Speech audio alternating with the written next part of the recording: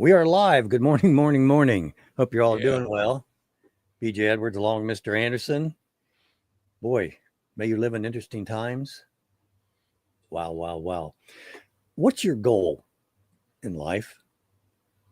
What's your goal? Or what are your goals? But what are your main goals? Mine? No, just the people that are listening this morning. What are your goals? I got bit by the righteous bug about almost 40 years ago. And what I was trying to do was create an environment where Christian thoughts, Christian ideals, and Christian leaders can get traction in the marketplace of ideas. Why? Abraham Lincoln will help us here. In this age, in this country, public sentiment is everything. I'm going to repeat that. In this age, in this country, public sentiment is everything. With it, nothing can fail. Against it, nothing can succeed. Whoever molds public sentiment goes deeper than he who enacts statutes or pronounces judicial decisions. We're in a public opinion war, folks. You're about to listen to 2 hours of opinion and entertainment supplied by Last Call Radio. We're not doctors, lawyers, politicians, professional journalists, nor either of us hold a doctorate degree in anything. Not that that would make any difference. That's our opinion, of course. We only ask you as an individual and or corporately not take our statements or those that we voice from others personal. Nor do we recommend that you act on them as if they are facts, although they might very well be just that, facts. Again, our opinion.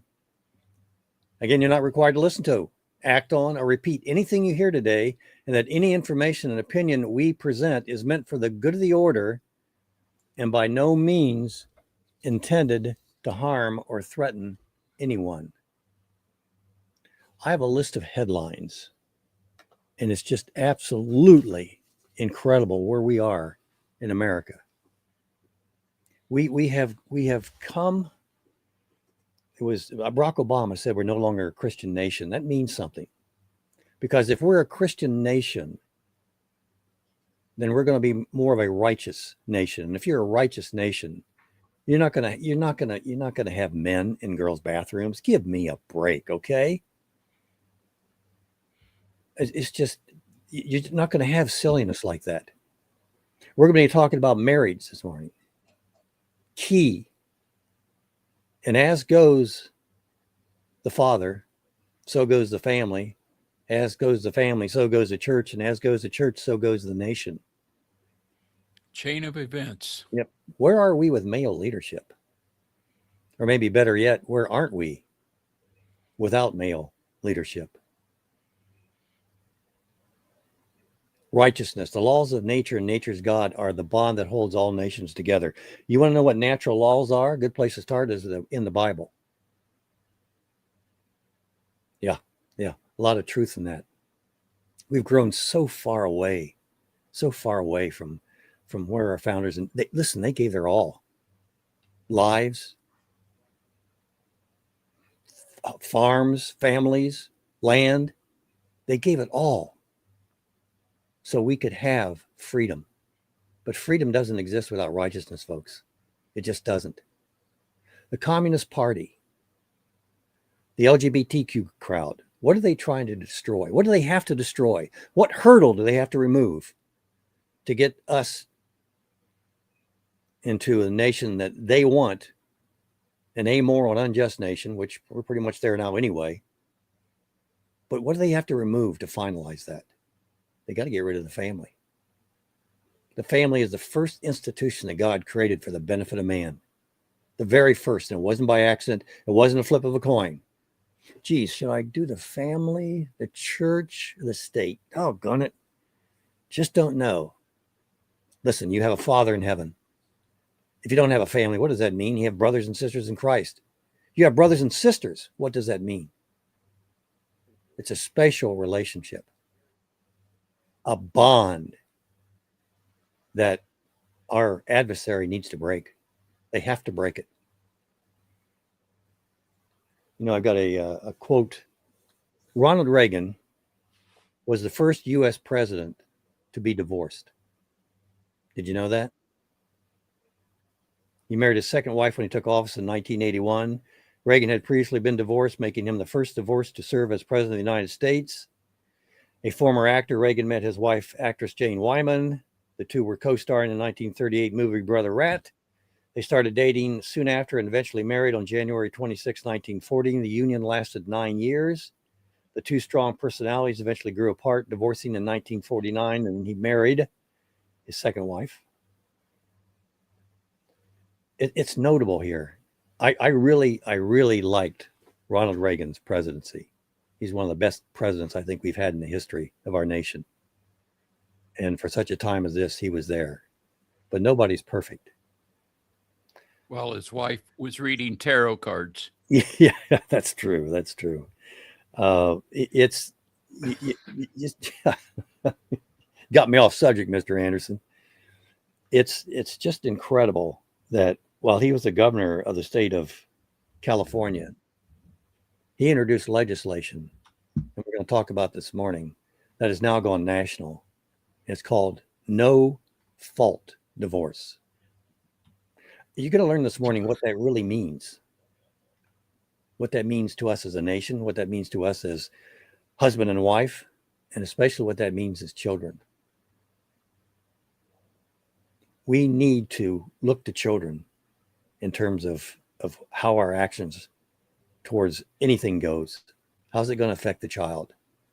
A child naturally needs, is born with what I call a software package, with a need for a mother, one female born woman that gave birth to the child, and the birthing father, the biological father. They need both of them. They add something to each. Just incredible where we are and what we're talking about. Where's my headlines? What did I do with them? Somewhere around here. By the way, this morning, we're going to be talking about two ends. Number one, a no-fault generation. Nobody's wrong. Everybody's a victim. And then those that are trying to instill righteousness are the perpetrators. We don't need guardrails, right? We're okay. The nature of man is always good, right? We have so many laws on the books in America that keep people from doing too much good. Yeah, right? No, that we don't. How many laws do we have that keep people from doing too much good? Silence, right? A no-fault generation. There is no God. That entitlement. We're entitled. Yep. Well, Lincoln talked about our public schools and the news media. Are they control what you're thinking? You know, I get on social media platforms, and here's one. Doesn't anyone care about the future of our children? U.S. national debt surpasses 40 trillion. That's their concern. Debt of the children. Legitimate concern. But here's my response to that. Debt notwithstanding, I read somewhere that 40% of children are born to single parents, and that children of divorced parents have a much more negative outlook on life as versus their counterparts. That might be a good place to start our outreach. The family, the key to civilization. I could yak on, but let's take a break, Mr. Anderson. I want to bring on our guest, Jeff Morgan. I hope I've given him a tough path to follow this morning. Jeff's always up to the challenge. Take us to break, Mr. Anderson, and we'll bring Mr. Morgan on. Thank you.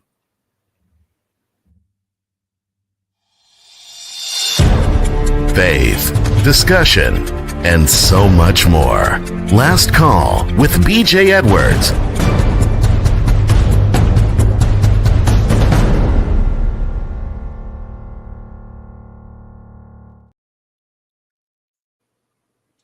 And we are back. Jeff Morgan, welcome to Last Call again. Hey, thank you so much, BJ and Mr. Anderson. Great to see you both again. Can't keep you off the program. How you doing, brother? Doing wonderful. Oh, it's good. And we have a reason to be optimistic, and I think we are going to see some amazing things happen. And I think that the divorce industry and the family destruction industry knows it. So I can talk about anything you want to. You just let me know. All right, Jeff. I got bit by the righteous bug about 40 years. When did you engage the culture? First of all, what were you doing before you engaged the culture, and what directed you to start engaging the culture? Was it You know, personal? it was personal because, BJ, we were just talking about the destruction of the family and kids Mhm. growing up single parents and stuff like that. What caused a big deal to me, of course, was the issue of divorce. My parents got divorced, and I hated it. I was a teenager.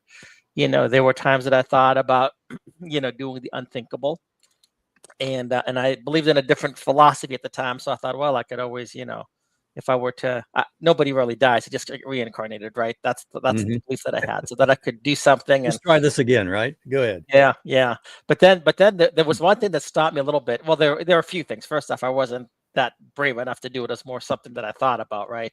But the other thing is that they said that if you did something really bad, you might go into a slumber and you might not remember things from the past. And I'm like, well, if I'm trying to progress to the next level, and if I don't know what I've done in the past that I didn't make atonement for, Mhm. that's not going to work. But yeah, it was a divorce thing that led me to Christ. So God does use the most miserable of circumstances and can use them for His purposes.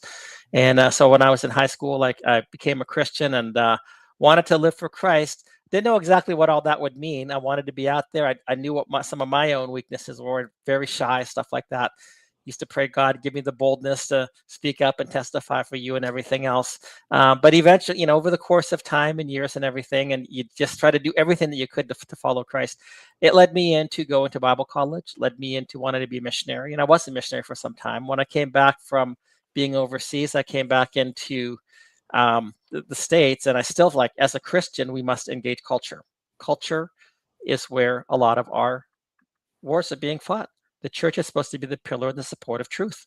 And Mhm. yet, too often, we have become so wishy-washy, compromised, confused, and bemuddled in our thinking about the issues that we don't actually speak the truth, and we become accommodative of we accommodate the truth instead of being transformed by the Word of God and transforming culture. We're allowing ourselves to be conformed to culture. So, I've always been a little bit that way, I guess, to some degree.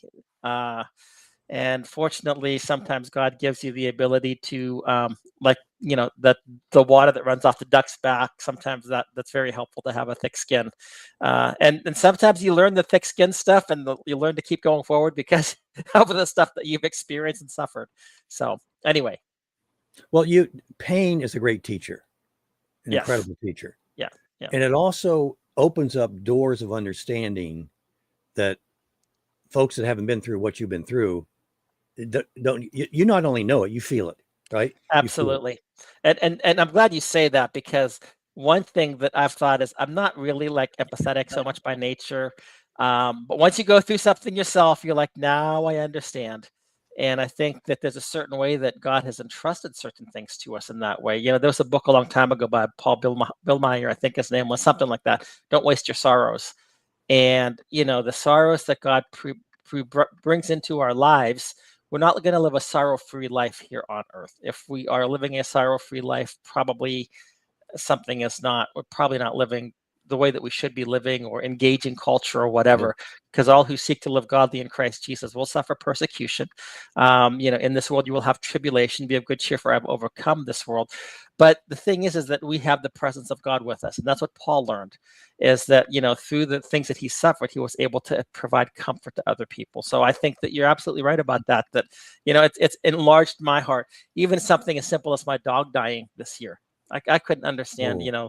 people, with their dogs and stuff like that. My dog died, and I was broken.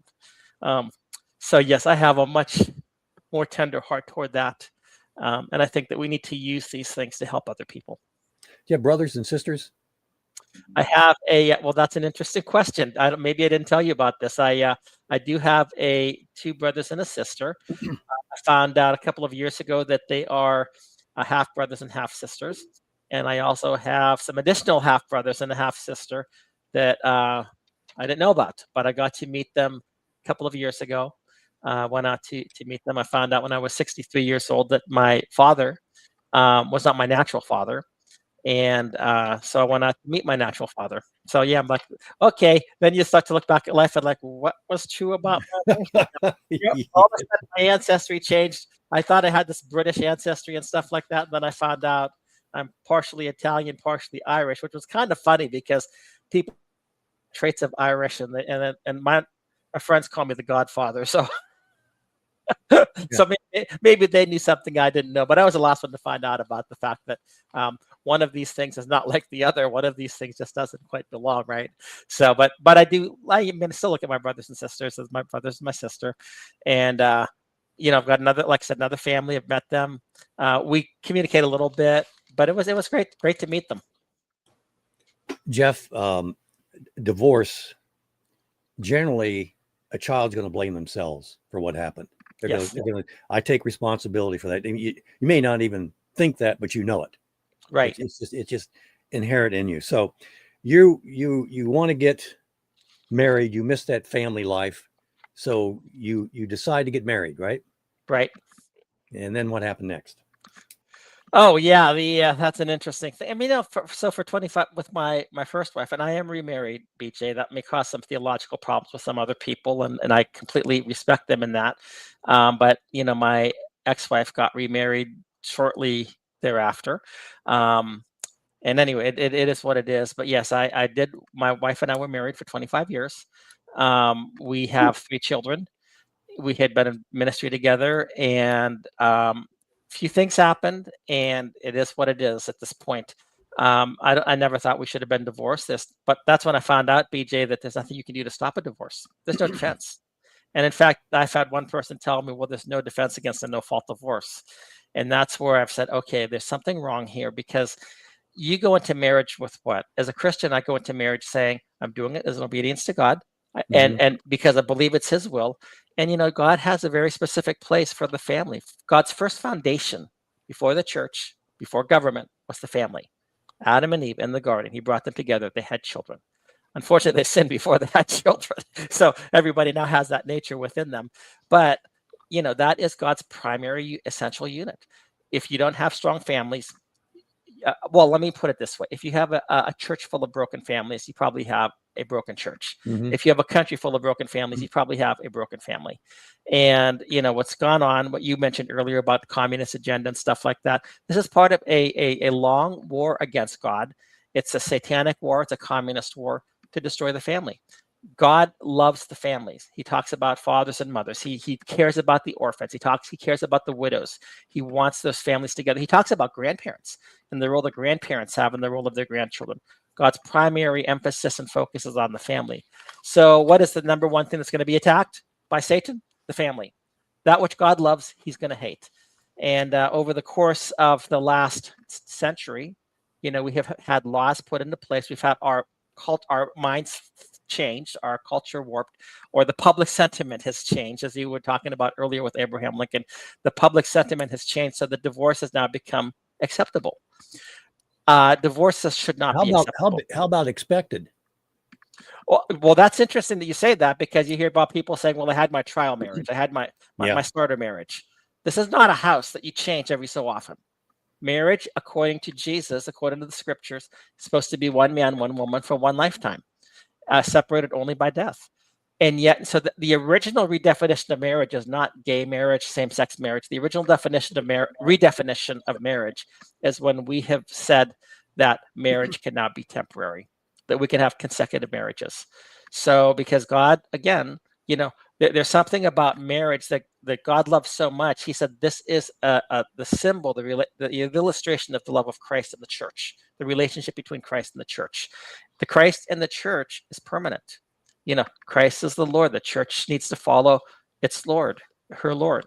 And, so he said that he'll take 2 sinful people, and BJ, we're all sinful, but he's going to do something so magnificent with them that he can say that this marriage is supposed to represent the relationship between Jesus Christ and the church. That's what it's supposed to be. That's not what it's become. We've drifted from our Christian foundations. So now we've accepted this other stuff, and we've allowed ourselves to accept it.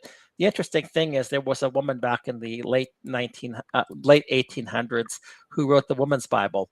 And the Woman's Bible, she was a strong feminist. In fact, she was so much of a feminist that even the feminists kind of like, you're going too far. We can't do this. And you know what? What she wrote in a Woman's Bible, what she was trying to preach, is basically embraced by most major, if not all major seminaries and churches today. This whole idea about complementarianism as opposed to a patriarchy. And a patriarchy, most people say that's a bad word.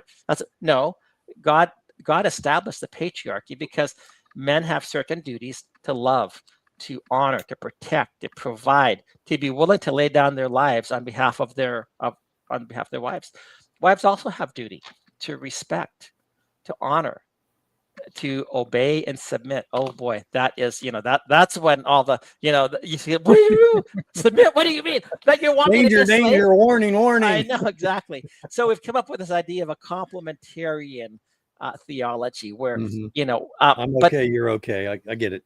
Yeah. I mean, can you imagine having a football team where you have both the coach and the quarterback calling a play, and like who's actually calling the play here, and half the team obey the coach and half the team obey the quarterback? You're like, it's chaos. So, panelists, anytime you want to talk to our guest, just unmute yourself and we'll bring you in. Okay, divorced, you get married again, right? Right. Mm-hmm. Okay, and now what? So now last year, and this is crazy. You get there's multiple failures here, and I want to just say first thing, nothing is meant to be negative toward my wife at all. I'm still praying that we're going to be reconciled. We're not divorced. She did file for divorce last year, caught me by surprise. I think caught a lot of people by surprise, unless it was a plan. I don't know. But what I did at that point, because I've been studying this issue for quite some time, I filed a constitutional challenge to no-fault divorce. I have 11 direct arguments against it, and when I filed the constitutional challenge, her law firm quit.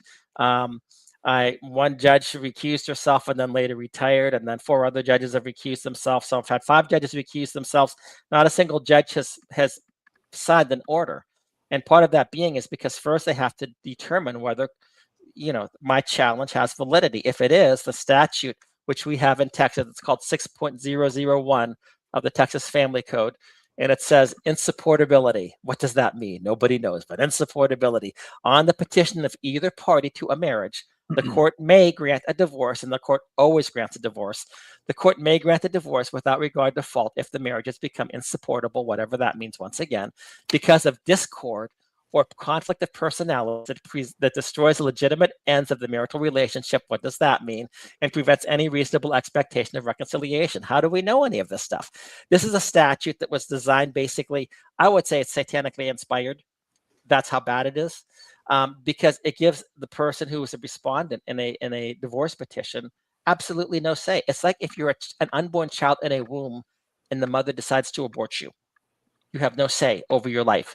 And if you're a father, you have no say over whether she's going to do it. She can do it without you. And this is the idea about unilateral abortion, unilateral divorce. It comes from Satan. Unilateral abortion destroys the future generations, destroys kids. It's a bloodshed. It's murder throughout our country. Unilateral divorce is the same thing. You're not divorcing an unseen baby or something like that. You are aborting a living human being, a spouse. Now, there are reasons for divorce, as divorce is supposed to be a remedy. It's very interesting. Back in 1819, I think it was in Dartmouth Board of Education versus Woodward, they were talking about the issue of divorce, and because in our Constitution, it talks about Congress shall do nothing to impair the obligations of contracts.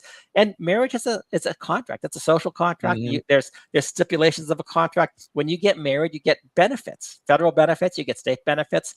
In fact, one lady said, she was a law professor, you get over 1,100 benefits just by the status of being married. And that's why with Obergefell, with Justice Kennedy said, well, if you get all these benefits because you're married, how can we deprive same-sex people of these benefits? Therefore, we should have same-sex marriage. That's what his argument was.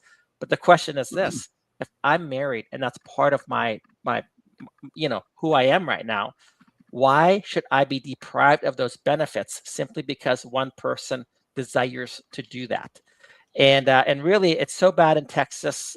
It's actually throughout the entire states. Is what it comes down to, is that as soon as a person wants a divorce, they get a divorce. They become their own law.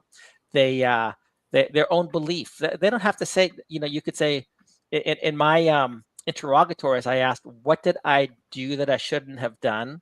What did I not do? What duty did I not do that I should have done? What does insupportability mean? None of those questions were answered. And the answer was, all that matters is that your wife, the petitioning person, have a subjective belief that the marriage is insupportable. Couldn't define what insupportability was.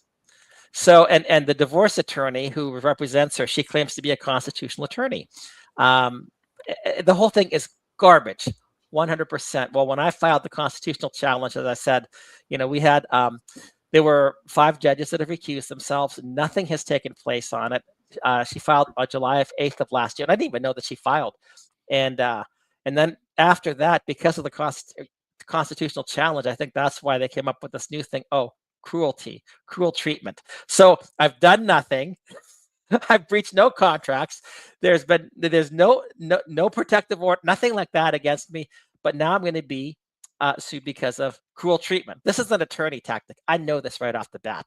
The attorney must have said this. Hey, we're going to defeat this because if there is cruelty and abuse, that would be a legitimate reason in our Texas Family Code to grant a divorce, or at least to allow that to take place, because divorce is supposed to be a remedy, a relief, not something that you can impose as a weapon upon another person, not something that you can use for false allegations to destroy a person, his or her reputation, take things from the person. And so anyway, that's what they did. And that's, BJ, when I was broken. I mean, I was, I wanted to, if I could have, I almost would have just blinked my eyes in my last 10 years away. I had never, that was completely out of the blue. And I got it very minor compared to many people. There are people out there that get accused of sexually molesting their children. They're unsafe this, and I just was, and I didn't even know what it was. And then I found out my cruelty was that I was talking about no fault divorce. That was cruelty. Then it was, I gave unwanted gifts. I didn't know that the gifts were unwanted. I sent too many cards. As a husband, sending a card to your wife, telling your wife you love her, you're praying for her, hoping that she's doing well, all of a sudden that becomes an act of cruelty. And I have all of this stuff written down. This is what her attorney has said. The other thing is that when the cruelty allegation was charged, I'm like, what did I do? I went to try to see her to find out I don't even know what I did, because anybody who knows me I've had people, even some women at work, that one woman at work said, Jeff, I knew when you married Karen because of her son, I knew you were a saint. And nobody believes any of this stuff at all. And because it never happened. There's no witnesses or anything. But, we can have a subjective reason to get a divorce. So I guess there's subjective reasons to call cruelty. I remember one time somebody thought, my ex-wife thought I was mad at me one day when I got home, because evidently she had a dream and I did something in a dream. And I'm like, you can't hold me responsible for your dreams. But anyway, this is the way that the law works. And then the supposed law, which I'm challenging, which I'm saying is completely unconstitutional. And I've got 11 reasons that I'm challenging it right now. There are more. And then the other thing was that we had a dog. And I had the dog, and the dog died at the beginning of this year. Like I said, it just broke my heart. I was crushed.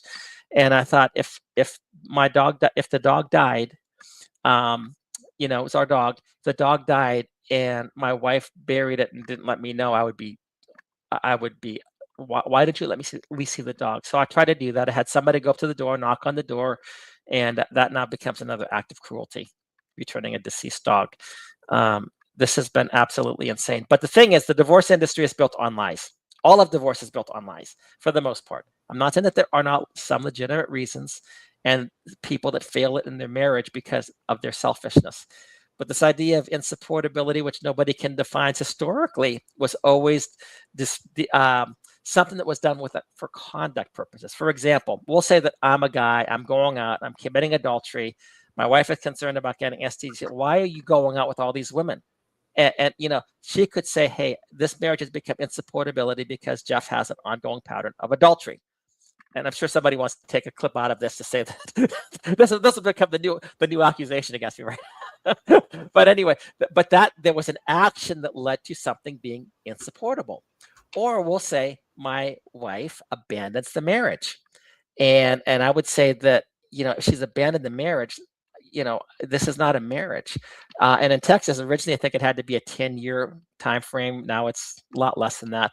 But anyway, I could say it's insupportable because I'm in a marriage, but my wife has left. So I'm asking the courts to give me relief, because when you come together as man and wife, you have obligations, you make promises. I took a vow. My vow was to God. My wife was the beneficiary of my vow to God. And likewise, I was the beneficiary of her vow to God. Except it's not working out that way right now. So, but at this point, I'm saying I'm challenging the entire thing, because as a Christian man, the state is telling me you cannot honor your vows. We don't care what your vows are, and the whole Texas Family Code is based upon a godless foundation. And actually, if you want to look back to the early 1900s, that's when Lenin came to power in Bolshevik Russia.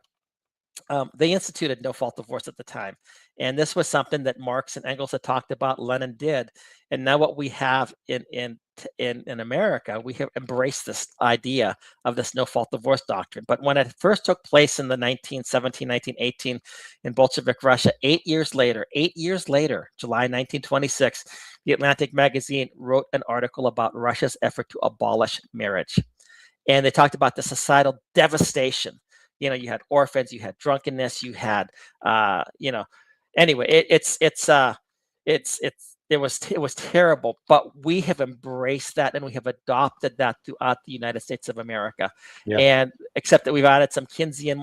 I think you're probably looking for a break here, right? Maybe not. Yeah. I'll tell you what. Let's come back. We can get into that. And before we take a break, constitutional challenge. You mentioned judges recusing themselves. Judges do not like to have their decisions overturned. Okay, it's like you're in a bus full of families and you pass gas. That's what it's like to a judge. Okay, you just that doesn't happen, folks. Jeff had choices in his life, and he's kind of hinted and talked about them. Life's tough. It is tough, and sometimes you just want to. Okay, I can't do this anymore. Crawl under a rock and hide. Or you can face the music, stand up there and be abused, or you can turn the tables. And that's what Jeff is doing. And it's not just for him. It's for us, and it's for this nation. B.J. Edwards, along Mr. Anderson, your last call. We'll get back with Jeff. Keeping you informed. This is Last Call with B.J. Edwards.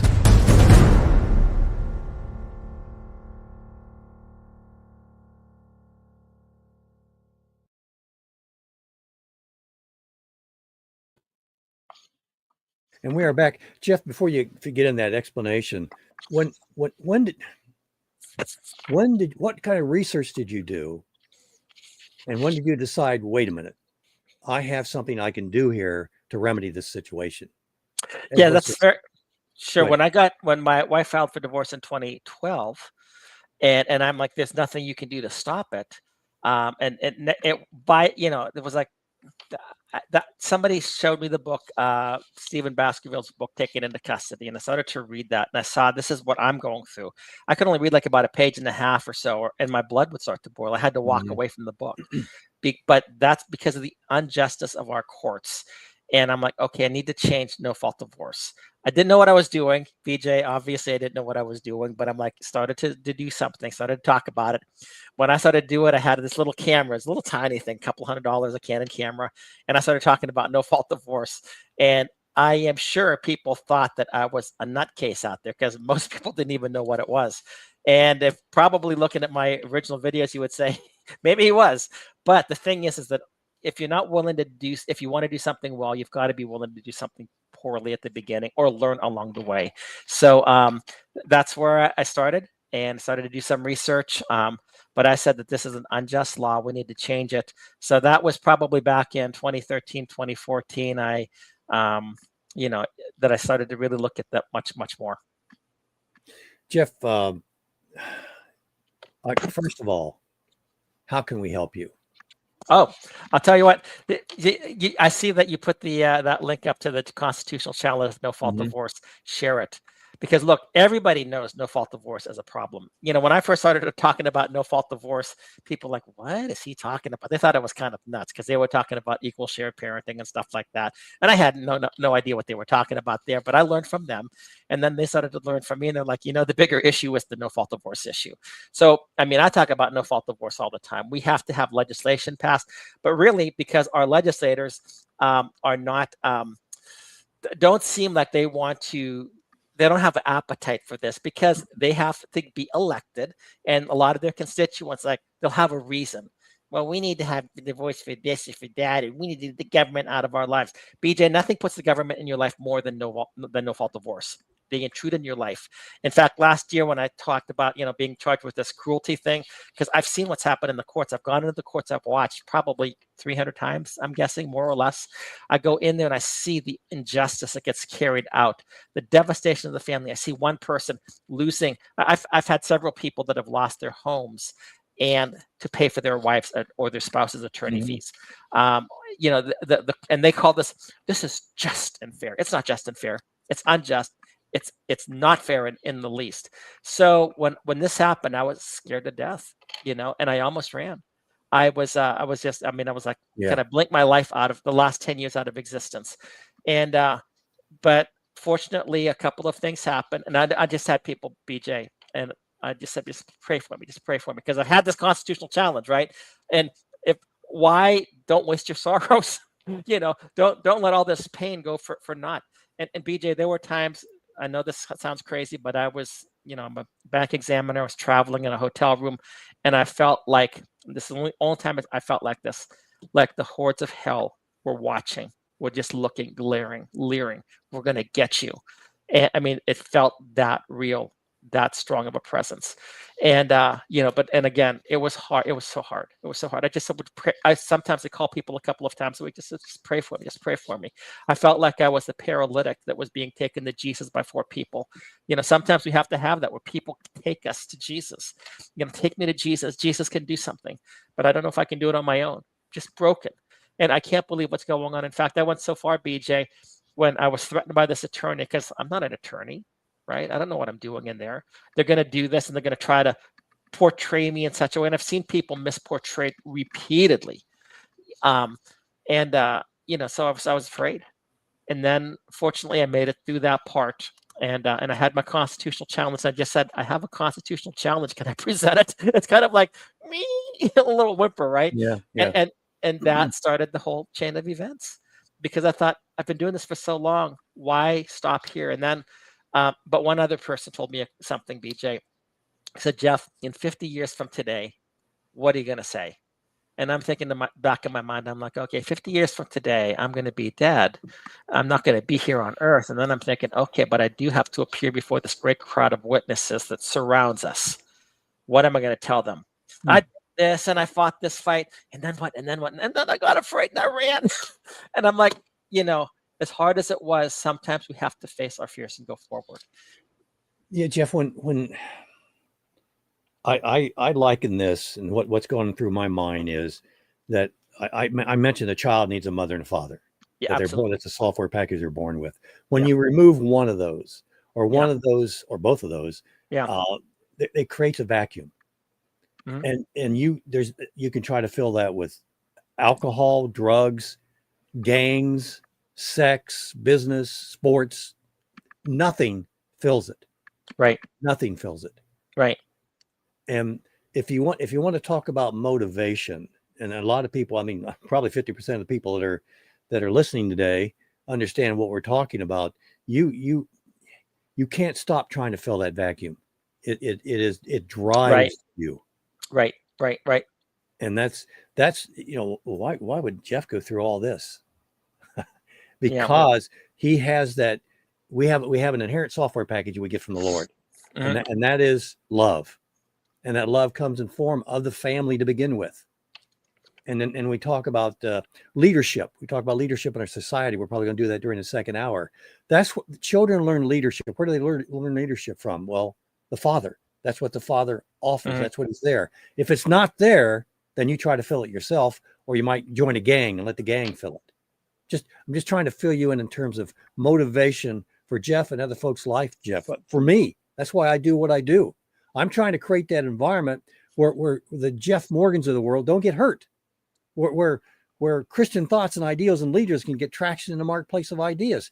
He's trying to patch one of those holes in the boat with regards to marriage.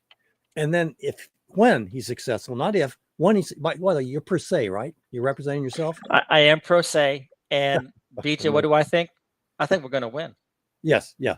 I do too. I mean, look, and here's what happened. And can I speak for, I know you were on a train of thought there, but go ahead. No. I mean, because, I've been talking about this stuff for years. In 2020, I got the Republican platform of the state of Texas changed. We had this plank in about rescinding no-fault divorce. I stuck in one word, unilateral, because people would say, well, what if two people want to get divorced? They should be able to get divorced. There's other issues with that, but I'm not going to focus on that, because everybody can say, well, if we have forced divorce in Texas, we have forced divorce throughout the country. You have no defense. Forced divorce for any reason, for no reason. You can make up a reason. You don't have to have a reason. You can lie about a reason. You can have a subjective belief that somehow we are incompatible. What does any of this garbage mean? Nobody knows. And you have people like, say, for example, well, I won't go there. But anyway, what's going on right now is that at the convention, the Republican convention in June of this year, we vote on priorities. And the priority number 7 is protecting Texas kids. And one of the subpoints is ending no-fault divorce. And when I saw that, BJ, I started crying. I was in line to get something to drink, and I'm like, I can't believe this. They're putting in no-fault divorce.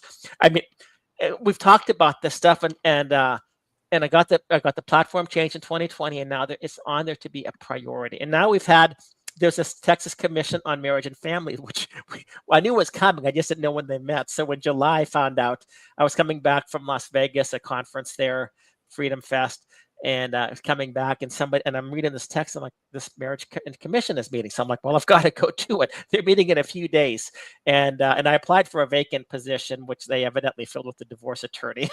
So, but I had a lot of people write on my behalf. So anyway, we went down there in July, and there were 5 of us. We got 5 of us together. Well, we had another meeting on Tuesday of this week, and there were probably 35 people. And now they're hearing. And at the beginning, because the divorce industry is built on lies, and the whole family destruction industry is built on lies. We've got to pretend this is for the good of society.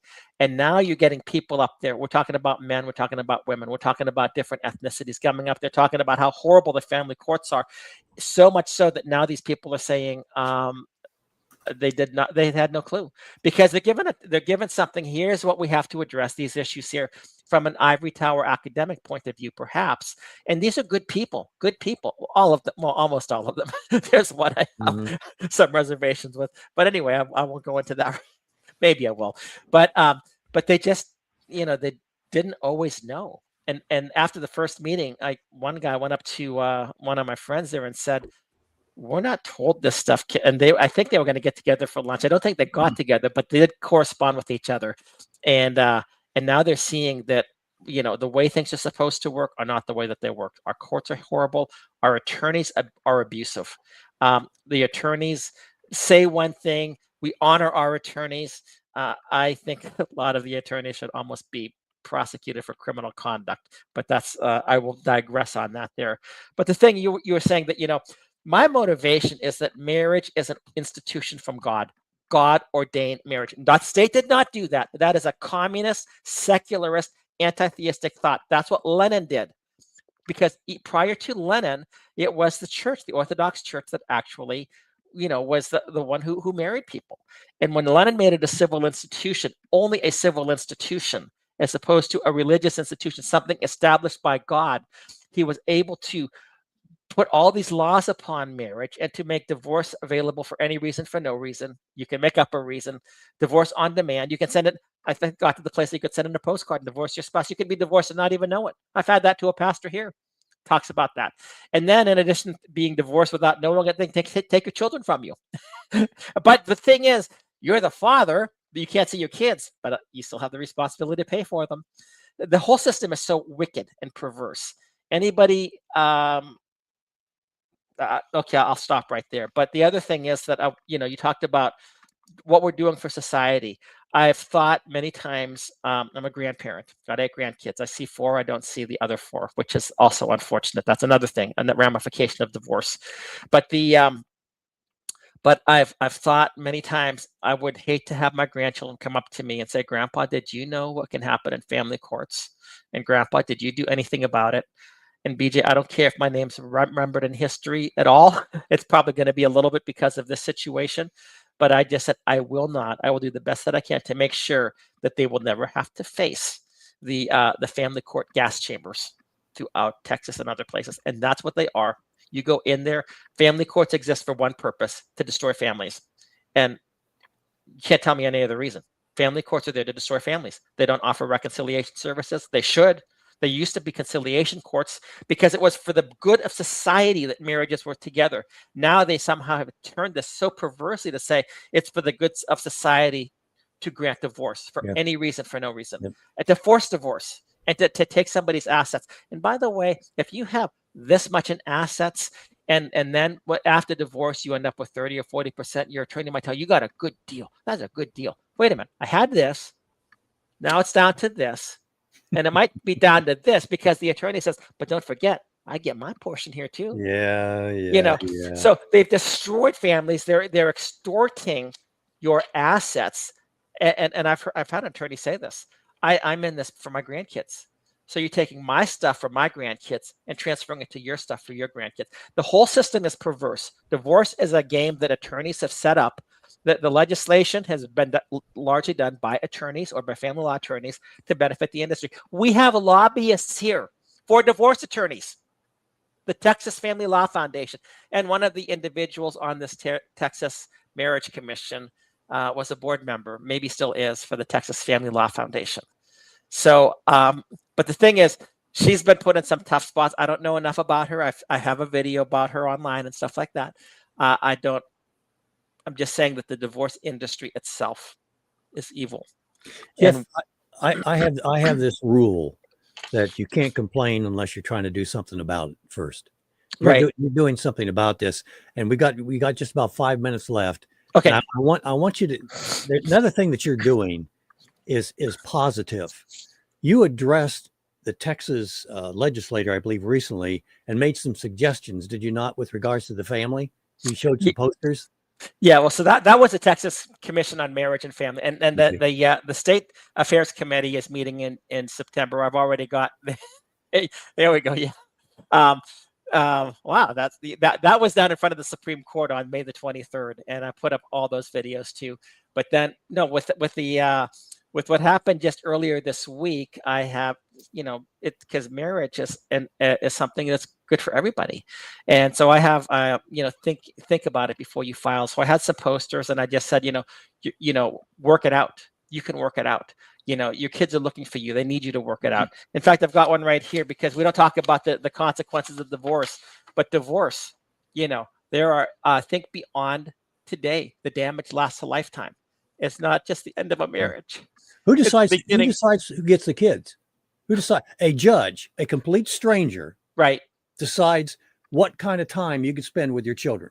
A judge does this. Right. Doesn't know you. Right. It violates our fundamental rights. We've passed this about parental rights being fundamental rights, and they are fundamental rights. But so here you are, a father or a mother. This happened. It's happening to moms too.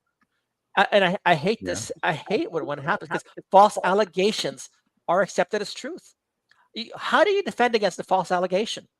Well, you might be able to if you're lucky, but the thing is, well, the false allegations might be true. So we're going to put temporary orders on you, and you can't appeal temporary orders, and they could last for who knows how long. I refuse to sign any temporary orders. And my wife and I, we have no children together. Actually, there's but so that was not an issue. The one child that lives with us when I was there was her son, very handicapped. I've taken care of him. I was there, and now I was accused of being cruel toward him. And people like, you can't be serious. I mean, I took him down to the hospital when she was out of town into the emergency room. And I mean, I was with him. I knew how to feed him, stuff like, I mean, he's got 24/7 medical care. When the nurses would not be there or something like that, I would sometimes step in if my wife was overly tired. By the way, that constitutional challenge to no fault divorce, anybody can use that. There's that constitutional challenge. And I'm thinking I'm going to start. I've had a lot of things going on here, but I think probably in the next month or so, I'm going to start actually putting some YouTube videos out there or some other videos just to say, do it. We all need to challenge the system. The system is ungodly. The people of God need to stand up. And I would also say, too, the people of God need to go in the courtroom and find out what's going on. I've been so disappointed because the church in general seems to be does not understand what's going on, and we're afraid to talk about righteousness. We want to be so tolerant and acceptance. We will tolerate almost anything. Well, we can't talk about LGBTQ because there might be LGBTQ people in the church and we want to reach them for Christ. But we can't even say that something is wrong anymore. Yes, we extend the love of Christ to people, but divorce is as evil as abortion. Abortion is killing an unborn child. Wow. Divorce is killing a spouse and a family. Wow. Hey, folks, the law is a teacher. Today's laws are tomorrow's morals. Keep that in mind. Keep that in mind. And again, public opinion, we're in a public opinion war. And whoever wins that war can dictate what kind of laws we're going to obey, regardless of what they're made, which ones we're going to obey, which one. We do have laws in this country about immigration, don't we? Oops. We're not really paying that much attention to them. Jeff, we got just a couple more minutes. Any contact information you want to give to folks or anything that we can help you out with? So yeah, I'm in the process right now of starting. I do have defendingchristianmarriage.com. I started it, but I have not done a lot of work on it. That's a website that I have. I'm also going to be doing another one that I'll give you that information later because I'm in the process of actually getting the LLC formed for that. And then of course, on Facebook, Jeff Morgan, you'll see my poster talking about no fault divorce. Everybody suffers. Man holding a son, the son's crying. I have my YouTube channel that you mentioned as well. I don't use YouTube so much anymore because YouTube kind of shut me down. Mm-hmm. So I'm like, well, it is what it is. I might put some things up there. But the thing is, anybody get out there, speak with your legislators. And this is what's happening right now. It used to just be a couple of people. And BJ, if we win, and we're going to win. There's no, I don't know if it's going to be this session. When you win. Oh, yeah, exactly. We are winning. And the thing is, on our side, we have attracted so many people. They're smarter. They're better. They do things that I don't even know how they do. But we have got to not be afraid. Daniel says the people that know their God will display strength and take action. And that's what we need to do. We know our God, and we need to display strength and take action. Look at the abolition of slavery. Who was it done by? It was done by Christians. The abolition of abortion, largely done by Christians. The abolition of no fault divorce, we're winning. We're going to win this. It's going to be done. We're going to expose this evil industry, and we're going to get rid of no fault divorce. Other countries, by the way, have looked at no fault divorce, and Uganda says it was unconstitutional, so they would not implement it. There's other places that do the same thing as well. We need to have the moral standards of Uganda. And no disrespect to Uganda because they have some godly leaders over there. But I'm just saying, this is what we consider ourselves to be the leader of the free world. We are the leader of a socialist world right now to some degree because we're embracing socialism in our family code. Yeah, we're going to get into that, I think, in a second hour. Jeff, we're going to have to go. You're welcome back anytime. Keep us abreast of what's going on. Jeff Morgan, Google him, Texas. Look at all the articles. Just put in Jeff Morgan, no fault divorce, and the stuff starts to come up. It's on Very Google. Good. It's all over. Jeff Morgan, no fault divorce. Very good. All right. BJ, God bless you. God bless you, Mr. Anderson. Everybody else that's here, and all your listening people. God bless you. And we will win. Amen, sir. Will Amen. win. God bless you. Thanks. God bless.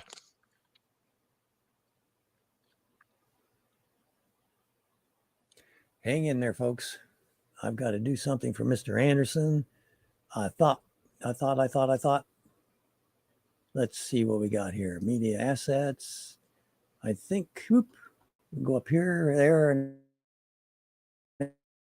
everywhere, and hang in there. This is voice only, folks, but very valuable. Mourn. But he said, A man doesn't take new wine and put it into old wineskins, because if he does, the wine bursts the skins and ruins the wine and ruins the skins too. He says, no, new wine needs new wineskins. This teaching of Jesus comes from the fact that every Jew knew that wine, when it was fresh and unfermented, was put into sealed goatskin bags that were filled with it. And as it fermented, it spread, it expanded. It gave off gases that required space, and the wineskins would stretch. And good, fresh, new wineskins had the capacity to stretch a great deal. And therefore, there was no loss of wine, because as the wine required more space, the skins accommodated that by growth, by stretching. But once they had stretched, they reached a certain point of, beyond which they couldn't stretch anymore. If you would take such an old, stretched-out wineskin and put new wine in it and seal it up, and that new wine has to grow, but the skins are not going to accommodate any further life and growth and development, then you're just going to have that wine burst those skins, and you'll lose the skins and the wine. Jesus said that that's sort of what the Pharisees and the disciples of John the Baptist would have liked to do to his movement. They'd like for him to make his disciples follow the same religious practices that they were doing. Now, they were about the most religious people around, the disciples of John. They're fasting twice a week. They were matching the Pharisees in that. The Pharisees were doing that before the disciples of John were there. But apparently the Pharisees were regarded as the most religious guys around. They did it twice a week, so the disciples of John, not to be outdone by the Pharisees, had to fast twice a week too. But the disciples of Jesus didn't pay any attention to those religious practices. Jesus didn't encourage them. Jesus, that is to do those things. Jesus didn't put any value in them. Jesus, he just taught them how to love people and how to, live a holy life and things like that weren't very religious at all. It had a lot more to do with character and practical service and behavior and stuff like that. Has a lot more to do with just relationships than with religion. In fact, Jesus indicated that everything that God is concerned about boils down to relationships, period. That the quality of relationships is everything to God. To love God with all your heart, soul, mind, and strength defines the kind of relationship we're to have with God. And to love your neighbors yourself, which defines your relationship with your brother and your sister. And he said that all the law and the prophets, all hang on those two things. Nothing else is needed. There was no religion in Jesus' teaching. In fact, that is the thing that made him so offensive to the people who crucified him. Jesus was not crucified by the Romans. Physically, of course, they drove the nails in his hands, but the Romans didn't have any gripes with Jesus. He was not a political figure. People tried to get him involved politically, but he never took the bait. At one point in John 6, they tried to forcibly make him king, but he just snuck off and wouldn't have anything to do with it. On another occasion, they tried to get him all riled up by telling him about Pilate killing a bunch of Galileans as they offered their sacrifices. Jesus just said, well, if you don't repent, you'll all likewise perish. He didn't get politically involved. That wasn't his issue. It was not the Roman government that found him troublesome. If they did, Pilate would hardly have tried so hard as he did to release him. He knew that Jesus was not a political agitator, never had been, never spoke any political words. And when people try to reconstruct the life of Jesus, as most of the modern Jesus movies that are made by non-Christians do, that is to say, if they're not made by Christians, the movies usually recast Jesus in an entirely different role than that which the Bible portrays him as. They always make him one who's kind of a political radical. He didn't seem to have any interest in politics at all. What he was interested in getting people to love each other.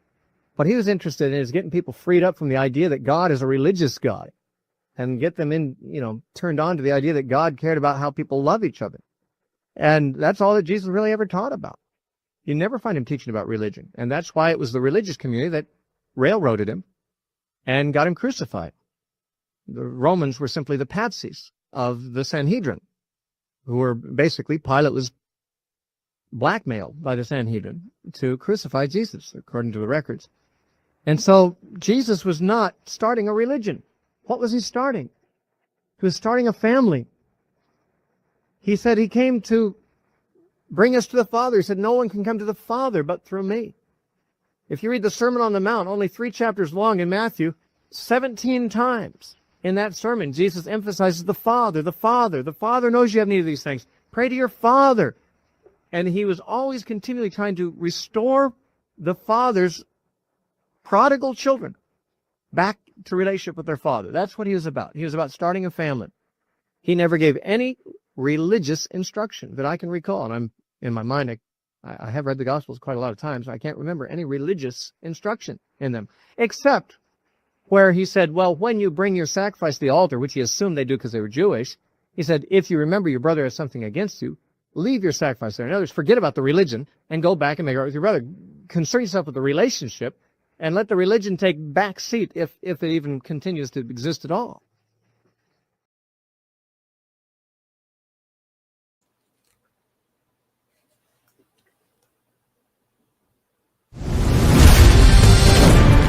Keeping you informed. This is Last Call with BJ Edwards.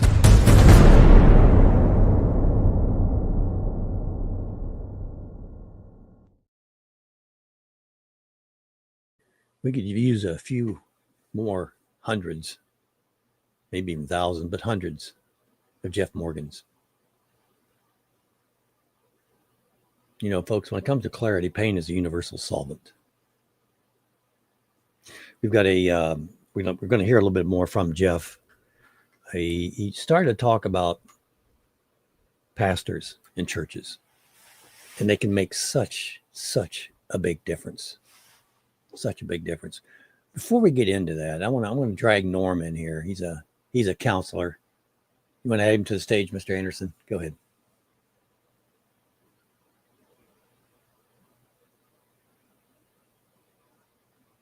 I'll do that. There you go, Norm. What do you think about Jeff? I mean, there was a lot of meat on that meal. Was. Yeah, no, I was excited about it, and I take it he's trying to do this not just Texas, but this is a national issue, right? Yeah, he got a call from somebody in Florida that's trying to do the same thing. Okay. And will it have to be approved by each state, or will it go to the Supreme Court and be settled there? Probably that's where it's going to end up, at the Supreme Court. And again, keep in mind, judges are already avoiding the situation because they know that Jeff has uncovered a weakness there, a weak spot. Right. Yeah, that's why they've recused themselves. Mm-hmm. So, well, divorce is nasty. You know, as a counselor, I dealt with a lot of it, and again, you would have, you know, one of the spouses that wanted the divorce, and the other spouse didn't, and really hadn't done anything. They just see what happens so many times in a marriage. People quit doing the things that they were doing early on. They quit being kind. They quit being respectful, and they get involved in everything else. And as that happens, you know, the feelings that you have toward the other, you know, begin to wane. And of course, the Bible teaches us, you know, love is about action. It's about, being kind and considerate and keeps no record of wrongs. And of course, I've had a lot of people that, well, I don't love them anymore. I said, I don't care whether you do or not. I said, the real issue is you're commanded to. You don't have a choice here, biblically. And so what I found was, if you'll start putting into practice the things that the Bible says love is, the feelings will return. And I used to paint the picture, you know, for them. Now, here's what's going to happen. You know, you're going to get divorced. She's going to remarry. You're not going to like her new husband, the way he treats her kids. And you're going to get an opportunity to move to Texas or Florida make a lot of money. And the judge says, no, you can't leave. You know, you can't be that far from the kids. And again, when the courts get involved, there's no end to that. And I used to tell folks, you know, there's nothing here that we can't fix if you'll apply God's principles. And it's a whole lot easier really to fix this marriage than it is to end it, because again, you'll go into the second marriage and it'll be shorter than the first. And then there's a good chance you'll go into the third marriage and it's shorter than the second. And, and of course you've got the damage it does to the kids. And I don't like couples staying together just for the kids. What I want them to do is fix their issues. But it's a mess, and I totally agree with what Jeff's doing, and we're going to be praying for him. It's all about me, folks. Well, that's it. And you know, Jesus said, you know, I did not come here to be served, but I came to serve, and that's our calling. And when I could get men to forget about me, and focus on serving their wife. And then when I could get the wife focused on serving the husband, this thing works great. And it's a matter of following God's principles that He's laid out. And and I don't, like I said, I didn't want couples staying together just for kids and being miserable. And I remember a couple I had that they slept in different bedrooms. They had 3 kids, and supposedly they were well thought of in the community. He was a big coach, and well respected. But they'd meet in the halls in the morning, and not even speak. And I just said, "What in the world are y'all doing? This is nuts." And but again, if you can get them to follow God's principles and they work, you have to kind of unpack the past and do some forgiveness and learn to communicate. And I've never seen a marriage that couldn't be saved as long as there wasn't, physical abuse involved. If you're a counselor, and if you're counseling a couple that's going to get married, the first bit of advice you want to give them is, well, first of all, you need to know this: familiarity breeds discontent. Right? Right. There's a test in this marriage. It's a growth opportunity as well for both of you. On the lighter side, see, the first thing I used to teach the men to say was, "Yes, dear." Don't call me dear. Don't call me dear. Yes, A lot of jokes about happy wife, happy life. Right. Mama ain't happy. While we were on break, I was talking to my wife a little bit, and she said something I think somewhat profound. Often we say, as the family goes, so goes the church. She turned it around. As the church goes, so goes the family, because the obligation, if you look at the church community and the pastors, elders, teachers, all of those people that may or may not be involved in the church, it's important that the church gets behind the marriage and helps support the couple when they're in trouble. They may see trouble before the couple does, and they may be able to do some intervention. But the thing is the church supporting the families, I think is very, very profound. Something about love too. It's not a feeling. You might have feelings when you're in love, but it's a commitment. You make a commitment when you're in love, and God ordains love. He tells us to love your neighbor. Well, that's not easy to do. How do you love someone if you don't have a feeling? You decide to show and express love through other means like kindness and helping and sharing and other kinds of things. And same way in marriage, there's intimacy involved, there's feelings involved, but there's also a commitment to it. You have to be committed to the idea. Right. And love won't hold a marriage together. The commitment is to hold the love together. Again, it's that commitment. And I believe, God wants us to have the feelings, but I see the feelings are a benefit of putting into practice what the Bible says love is. Well, they intertwine, but sometimes you just don't feel it. Sometimes you get angry or upset, or you feel rejected or something like that, and you got to come back and figure out how to fix that. Right. And that's where communication comes in too. And when we learn that, if we pick her nose at the supper table, that's really upsetting her wife, we quit picking her nose at the supper table. That's kind of a gross example, but you know what I mean. Yep. But again, that's where we've got to learn to communicate and learn to get connected with how our behavior affects the other. And then once we get connected and really understand how our behavior is affecting our wife, then we're motivated to change. But if we don't get connected with how she's really feeling, then we're not motivated to change, and we'll keep doing what we've been doing.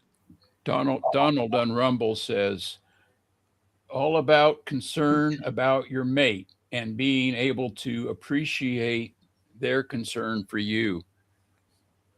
So there's a mutual exchange there that one Right. of our viewers are sharing.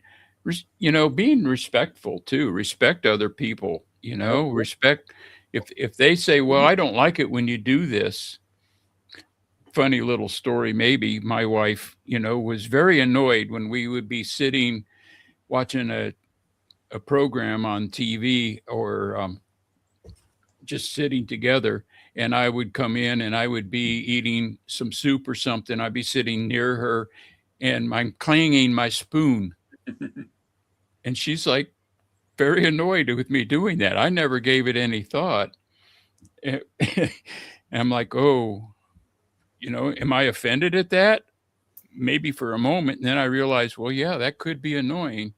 Well, she went out and bought me a plastic spoon. That's what I was going to say. I love it. Yeah. Like I got BJ's first law of getting along in communication, and that is tell the missus or tell the mister something you like about them today. Start the day Absolutely. off that way. Absolutely. Yep. That definitely helps. It Definitely does. helps. Definitely.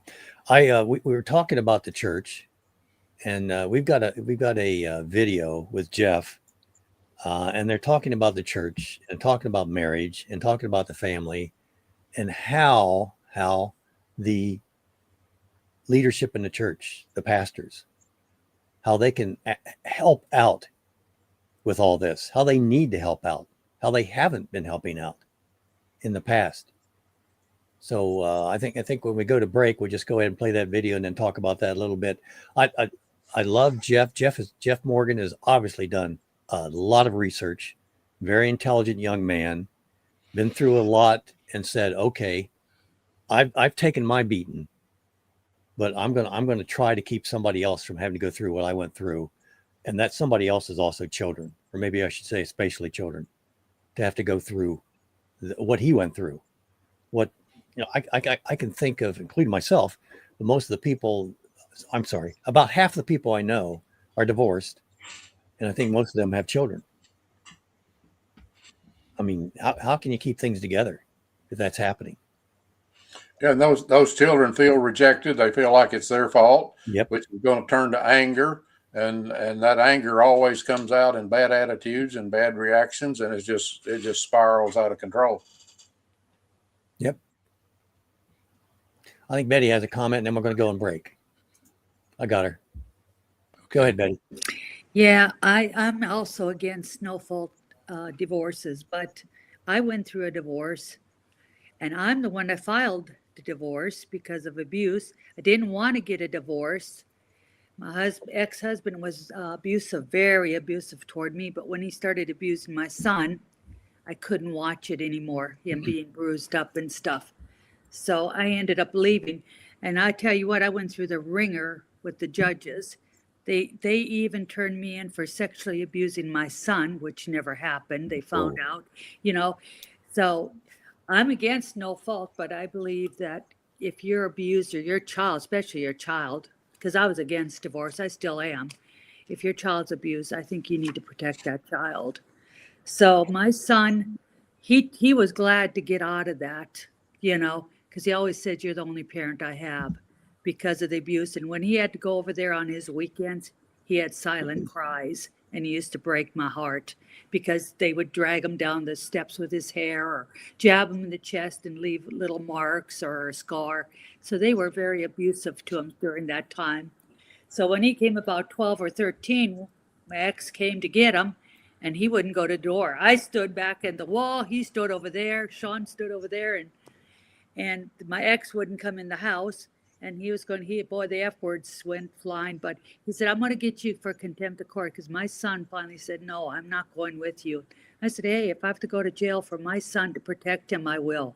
Absolutely. You know, so he went over whenever he felt like it or whatever, took him out for dinner. So yes, I'm against divorce. I'm against no fault divorce, but it's sad I had to go through it. So, you know, I'm not two-faced or anything, but and I even gave him a $369,000 red cedar log home. I only took my belongings, my son's belongings, because I was so scared of him that he would kill us. Plus, he was messing around with my best friend for 5 years. Oh. So I trusted her, and so I had two culprits all at once. So sometimes your best friend's your worst enemy. Amen. Amen. There's a lot of what ifs in the question of divorce, but the overall picture is there are other avenues to try before you get to that point. And again, having good neighbors, good friends, and a strong church community to help you through these difficult situations, which I think is missing. Yeah, definitely is. Definitely is. I play that video because we talked about the church.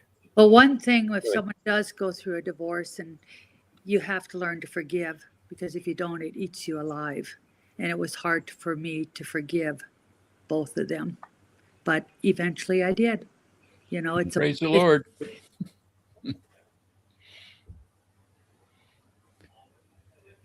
All right, we ready to go to break? We'll go to break. Yeah, you want to play that video as well, please.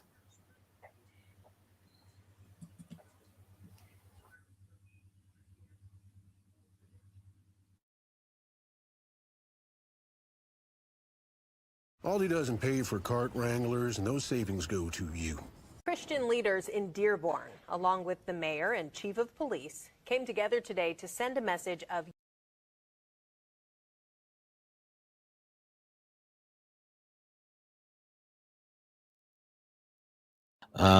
Pastor Jeff, Pastor Tim, what questions do you guys have? I know Jeff brought out a lot of stuff. What do you think people in our church are thinking right now if they got through the whole thing? Well, I think probably a more practical question. What can we at the local level, say a parishioner in New Jersey, do to support marriages in the church and, in the state? So the first thing I would say is that you need to start preaching that divorce is a sin. That there is no way, I talked with one pastor. In fact, I go to a church right now because it's a Protestant church. And, Catholics believe that marriage is a sacrament of God. And I'm like, why don't the Protestants say this? I finally found a Protestant church that says there are three sacraments. There's baptism, there's the Lord's Supper, and there's marriage. And that's what I believe. Marriage is a sacrament. It's a grace given to us from God. It also represents everything. And I think we need to be talking about what exactly marriage is. And God's will is 100% against divorce. We talked with one guy and he said, I already know I can pray with certainty 100% divorce is not in the will of God. And we need to be actually defending marriage and looking at things like, well, you know what? Maybe she's just having a problem. Maybe he's having a problem. Brother or sister, it's sin. How do you deal with sin? Repentance, faith in Christ, looking to the Holy Spirit, and perhaps having people around, having people to help work through it. But divorce has to be thrown out. And they even say about counselors, if a counselor has any thought that maybe divorce will be a solution, run. Don't stay there. Run away from that, because that will seek through. And as a pastor, Pastor Jeff, Pastor Tim, you must be strong on marriage. And we have already redefined marriage, because I've said marriage is till death do you part. We have redefined marriage by saying marriage can be temporary, because we allow divorce so easily. But we would allow for the exceptions in the case of adultery and abandonment. So what I would say is yes, but I would also say that because those are scriptural exceptions, and yes, we have some things we have to teach, be very compassionate with, but at the same time, and you're going to get people that are going to say, no, there's no exception. Okay, you know what? That's an issue that I'm going to let other people discuss a little bit more. But I will say that divorce does not need to be automatic, because I've known people that have been divorced and remarried and divorced and remarried and then and divorced and remarried again to each other 3 times. And they've claimed insupportability. Jeff, don't you think that the problem is that we don't have a specifically Christian marriage, and divorce is part of marriage? So we also don't have a specifically agreement. Christian. Yeah. We also if like Jeff was saying, so if we should allow for sexual immorality and abandonment because that's biblical, but we need a Christian marriage, not a Obergefell marriage. Absolutely. Not and we should.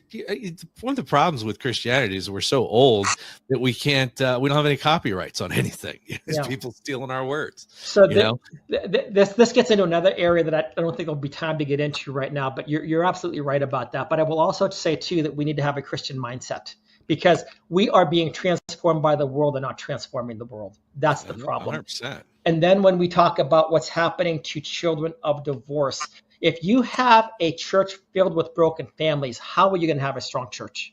You know, and the results of divorce are transgenerational. It's not just your children, but your grandchildren that will be impacted by this.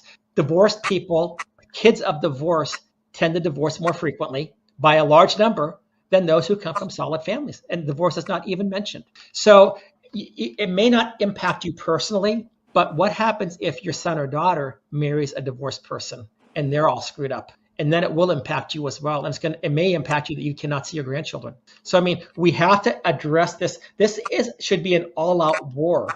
Family was the first institution even before the church, if you look chronologically in Genesis. And marriage is important. God performed the first marriage.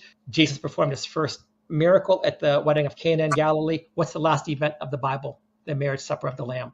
Amen. Yeah. And we can't let people redefine that. Yeah. So that's awesome. Good How stuff. much better would it be for all people everywhere if we just tried to do what the Lord said in his word?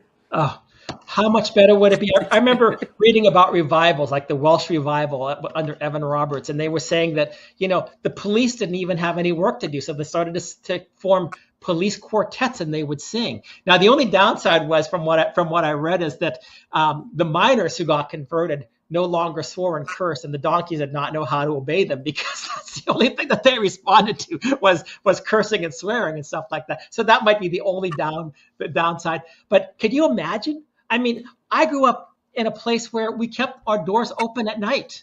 I would not do that here. That is so important. And we got to, when we're witnessing the people and we're witnessing the pagans, and you say, you know why we got so many cops? You know, remember defund the police? Well, you can't defund the police because we got too much sin. Yeah. If we had less sin, if people were obeying God, we wouldn't need all these police. Yeah. And, you know, like this whole thing with the transgender movement and stuff like that, what's happening is, I think, is that a child is being formed with half an identity a lot of times due to divorce. So they don't know their whole identity. And it makes it much easier to slide along the gender spectrum. If you have a strong family, and I'm not saying 100%, but I'm just saying if you have a strong family, a boy is a boy, a girl is a girl, a husband is a husband, wife is a wife, they have different roles. They learn this stuff. When you have a situation where you're having kids brought up with single parents, or, you know, like no family whatsoever, because the other thing about family formation, not just family destruction, but families are never formed. The impact of this is huge. And we as the church should be leading the charge. I'll tell you what, I wish that every single church, every pastor would say, look, we're going to petition our legislator. We're going to get other people around it. They cannot stop us. Because if the church were to act as the church, well, we don't want to be involved in politics. I'm sorry, but you're involved in politics by default. You get in there and start to say, this is wrong. This is, you know, and have solutions and have ways. I mean, I've looked and I've said, if churches are allowing divorce so easily, maybe they should lose their tax status. You're gonna have to read this book. Okay. Hey, I'll get that. Thank you. No, I'm gonna send you a copy. This is Jeff's book, Blood Red Church, and he explains the problem with the gray church and the blue church, and the red church needs to go out and start converting other Christians is what has to happen. Other people who claim the name of Christ but don't obey his word, don't love him the way he's defined love. So he's got this Blood Red Church, and you'll love this. So I will. You said the right words. They're magic words. I had this out for you earlier. Okay, gotcha.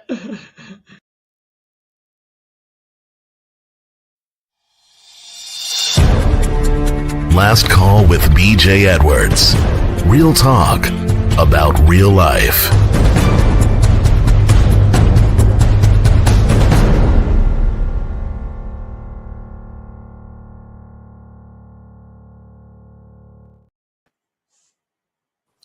And we are back. The country is controlled by laws. Laws are controlled by politicians. Politicians are controlled by voters. Voters are controlled by public opinion.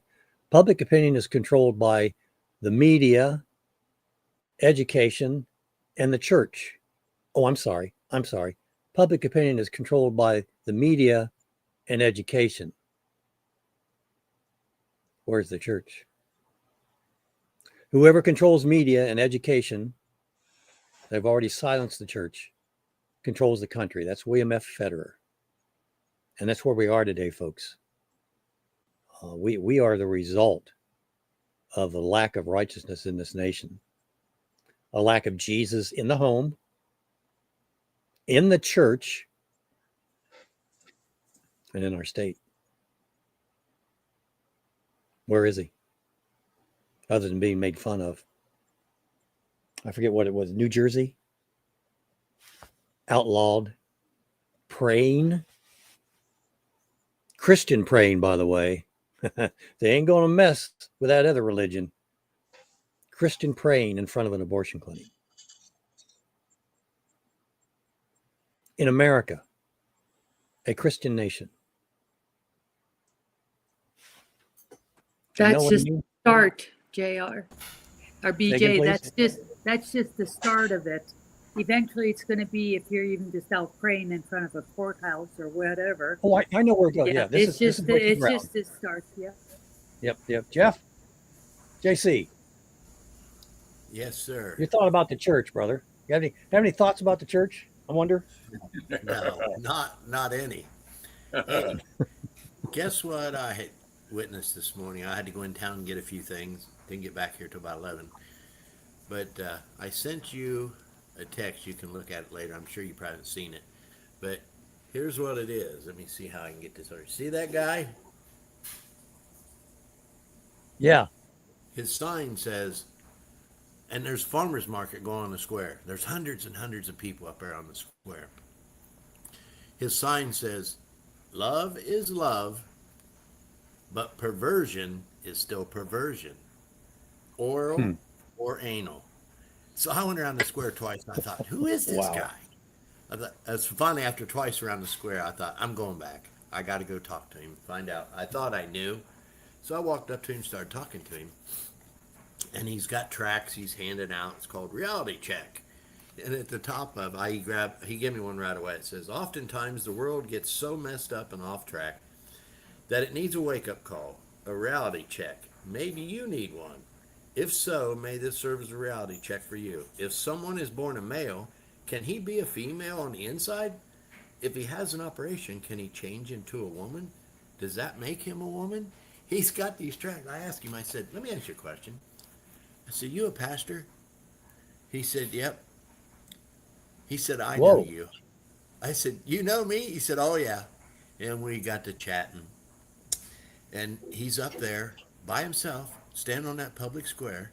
Mm-hmm. We got chatting about the Democrats that come around. He said, I've always seen them up here and I've never stopped to engage with them. I said, well, you need to. I said, they're here every Saturday, 1 to 1:30 for 30 minutes. They've been here since the first day that Trump ran for president back in 16 or 15 when he was coming down the escalator. They've been here every Saturday, never miss, rain, snow, sleet, hail, it don't matter. Heat, humidity, they're here every Saturday. They are committed. And I told him what we've done up there with them over 2 or 3 years every Saturday and some examples of what's going on. And the evolutionary professor with the book she wrote on how to have sex with an alien. I told him, I said, I even asked her one time. I said, she won't talk to me, not a word. So I can stand there and give her Jesus and tell her that she's going to face judgment someday. And I said, one day I asked her, I said, Joan, you wrote that book on that, how to have sex with an alien. I got a question. Do aliens get abortions? And this preacher, he started laughing. He just laughed. But he heard about us, the 14 years at the strip club. He does campus stuff. He goes to college, about 8 or 9 different college campuses here in Ohio. He's trying to get the word out. And so we got to chat about a lot of stuff. But one thing he was wrong about, he's got on the backside of his sign, it's about abortion. Shows a baby and a woman stuff. I said, well, we started on that conversation. He made a statement. He said, well, we're winning that. I said, whoa, wait a minute. We're not winning that. And then I mentioned to him about the estate just the other day out in New Jersey up until birth. So we're not winning it. It's reduced some over the 20, 30, 40 years because of Pastor Flip Benham and other ones. They have shut down abortion clinics. and made a difference, but now you're going to be arrested standing outside of a clinic praying. They're passing that law now, so we got into some good conversations. But I was just amazed to see somebody else standing up on that public square. I'm like, you got to be kidding me. There's actually a preacher out there. That I sent you the pictures of his sign, his card, and just the stuff going on. So you got it in a text. I bet he has a very small church.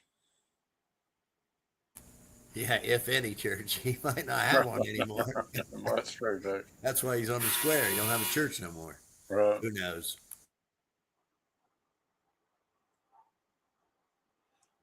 BJ, you're muted. I said, go there to still feel muted. good. Okay. I am? No, you're good now. Okay. I said churches have become entertainment centers. You go there to feel good, not be convicted. I call them country clubs with a steeple. Yeah, that's true. That's true. Go along to get along. And that's, I had written an article a couple of weeks ago for Wisconsin Christian News. And I basically started off, I'm going to take a break. Let's take a break before I read it, I guess. But it's about where we are in America, what we need. And Jeff talked a lot about it. So if you would, Mr. Anderson, take us to a break, and then I'll come back and I'll talk about what we need. Keeping you informed. This is Last Call with BJ Edwards.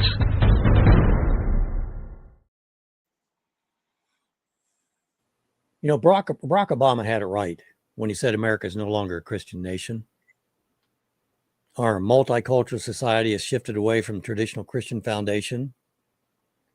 With the removal of prayer and the 10 Commandments from public schools and national laws, and now in the streets, I guess, many churches now adapt to culture trends rather than shaping them, often adopting a defensive go along to get along posture. The shift has contributed to a moral transition away from objective standards towards a society where personal desires and shifty public opinions define right and wrong. In the 60s, I think they called it, if it feels good, do it. Concurrently, the traditional family structure has changed dramatically. Government programs have assumed responsibilities once held by families, and a growing number of children are raised outside of the homes without both biological parents. Furthermore, the institution of marriage has been seen a decline in broader societal respect, often viewed as secondary to career success or individual fulfillment. These divisions within churches and families are mirrored across the nation. Political polarization has deepened. Public discourse has grown more hostile. Elections are frequently driven by demographic considerations or polarization rather than the character, competence, and adherence to the nation's founding ideals. History reminds us that those who cannot remember the past are destined to repeat it. We need to get back to those foundational principles instead of the continual changing cultural trends. From a biological perspective, the family structure places the father as a leader of the household. Historical evidence suggests that stable, traditional family structures produce strong outcomes for children, which in turn fosters healthier churches and more stable nation. Ultimately, the key to restoring America's moral and civic health may lie in the restoration of traditional leadership within the church, the state, and the family. And as the traditional saying goes, as goes the father, so goes the family.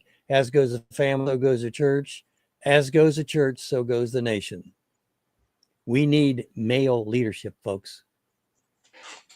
And in those areas that Jeff was talking about in terms of abortion, and what I was talking about in terms of prayer, I think there is a lot of male leadership.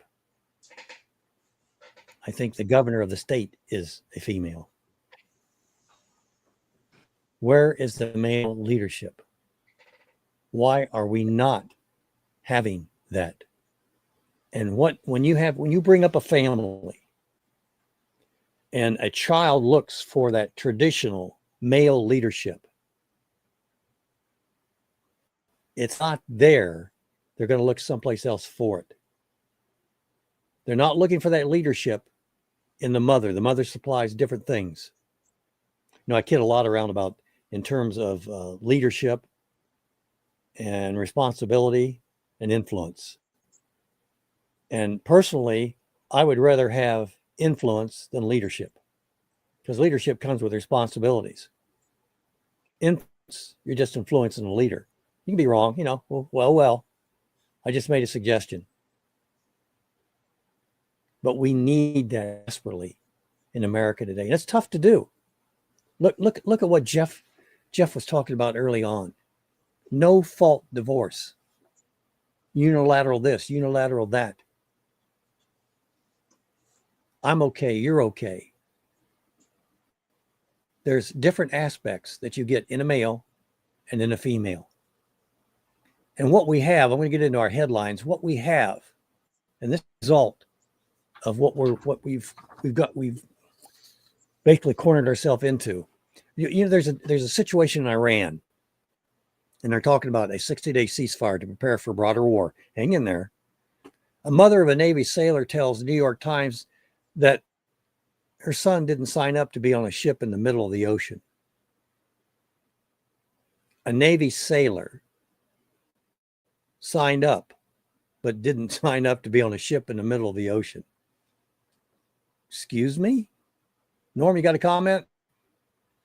Well, the man is, you know, the leader of the family, and he sets the tone, and you know, the kids develop their belief system, you know, within the family, which sets a direction for their outlook on life, how they'll view people, whether they be givers or takers, or it sets their anxiety, their fear level, the whole bit. And again, that's where the male leadership is necessary to direct that. And you know, men are under a tremendous amount of attack, I guess, and they go along with it, and they believe, well, I want to work hard to provide more for my kids than I had, and it's just all a big lie. Nature abhors a vacuum. As Christianity stepped back, came out of the closet, if you will, or went into the closet, secular humanism replaced it. But secular humanism has a problem. And the problem I'm talking about, they don't really have male leadership, does secular humanism. Secular humanism is going to be replaced by another religion. You got any guess what that might be, Norm? What's that? Islam. Oh, yeah. Yeah. That's definitely male led, right? Yeah. Right. Now, I know. There's a lot of female Muslims that are taking positions at school boards or in our legislative. But I can guarantee you that's only the lead. What they're going to drag through is that male leadership. Well, yeah, I just had a thought. I mean, I can't believe that the women go along with this, but do they go along with it because of the strong leadership of the man? Probably. Yeah, probably. JC? I don't know. They're setting it up. Let the women get out there and get voted in and be a senator, a congressman, and then the men will step up after. You know, there's a few of them men out there doing it, but I just seen on Facebook yesterday, it says, we're fighting Islam overseas and voting them in here in the United States. What's wrong with this picture? Yes. Yeah, that was one of my headlines. I have to scratch that one off. We were witnessing the Shariaization of America. Another headline, 8 examples that demonstrate that the Shariaization of America is steadily moving forward. In Islam, there is no separation between mosque and state, by the way. You know, we say church and state separation. The goal is to use the state to make everyone submit to Islam. If you're a follower of Allah and see us wasting our time and money in Iran while spending money here on public school children, indoctrinating them into Islam, wouldn't that bring a smile or perhaps even a smirk to certain facial? Andy Stanley. Go ahead. Did you see Somebody the want to say field something? trip that school did? Yeah, to a Muslim. Yeah. Hundreds of little kids, whatever, 8, 10 years old, 12. You're talking And all, Columbus, right? Columbus, Ohio? yeah, and put Yep. hijabs on all them girls. I mean, there's hundreds of them. They made them all put hijabs on, and they took them to a mosque for a field trip. Yep. Yep. And meanwhile, Andy Stanley, church celebrates coming out of transgender person. You understand what's happened here is they've weakened our foundation in America. And we had a Christian foundation. They weakened that. And they're going to let the LGBTQ crowd or the other crowds that are anti-truth chip away at the foundation. They're going to be the workers. They're going to be the slaves. And then they're going to step in and take it over and lay a new foundation. So what's Andy Stanley doing? Celebrates coming out of transgender person. He believes that homosexual people who love Jesus he believes that homosexual people who have loved Jesus have more faith than most Christians. His daddy would roll over in his grave. Incredible. But I talked about feminism. AOC for president. Don't discount that. Every country needs a good barkeeper. They really do. Yes. Prince Harry and Meghan Markle's sudden return to the UK comes after a recent private reunion with King Charles. Former Fauci advisor pleads guilty to the U.S. You can't talk to people about COVID. You can't talk to them about climate change. He who controls the information, educational institution, 12 years they have our children. 12 years. Do you realize what kind of an environment you're putting your child into? Do you realize that they're going to be associating with people that as a child you wouldn't let them be around? But now you don't know. Now you don't know.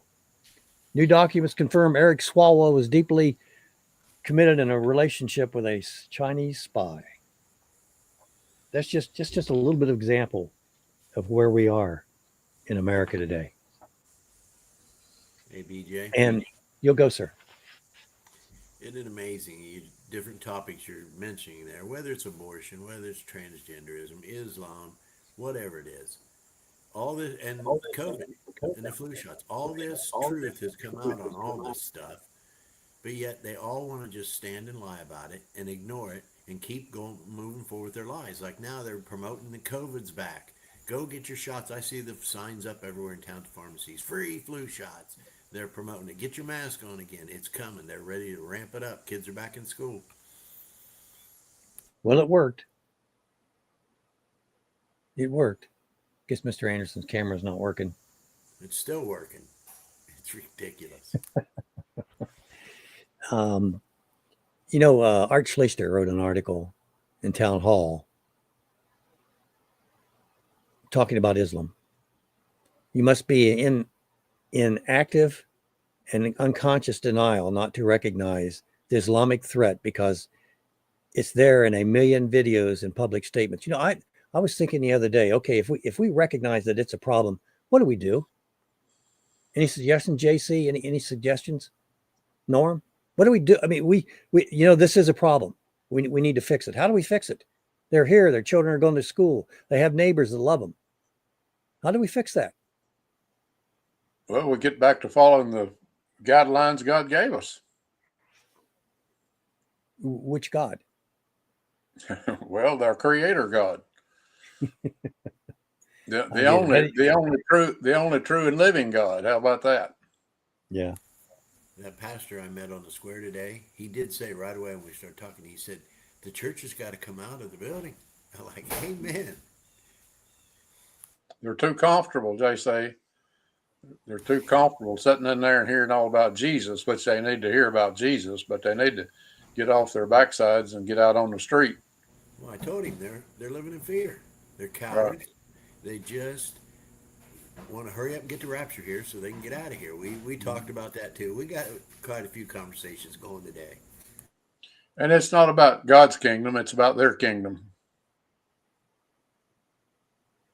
Betty, did you have a comment? Okay. I'm agreeing to you, all of you. I'm in agreement with. Amen from time to time, Betty. Yeah, for sure. I think what we're going to do, let me get this up. Go ahead and take a break, and then I'll get back into this article by Kurt Schlichter. Very interesting article.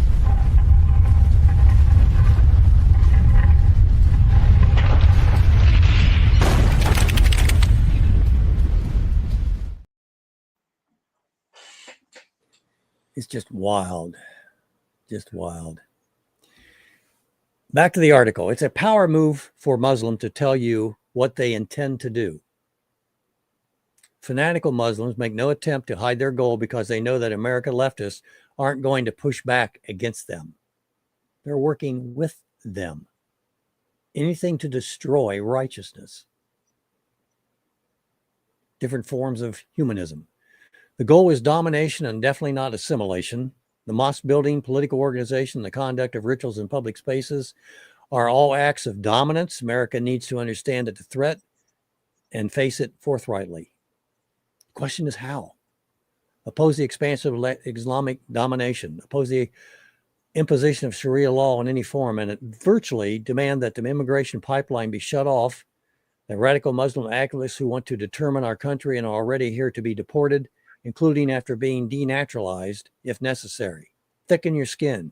You can either allow yourself to be intimidated into silence and effectively submit, or you can understand and accept the reality of what's going on and understand and accept the reality that we're going to have this peaceful reject the alien ideology of the politics in our culture and by any means necessary. With the founders, Christianity was the resolution to the problem. The laws of nature and nature's God. Does that sound familiar? Any of you? Again, we need more Jeff Morgans. We need more Jason. Yep. We need more Coach Dave Dobbinmore's. More Betty Perkins. Doers, folks. Listen, it's like Jeff said in that video with regards to politics and the church.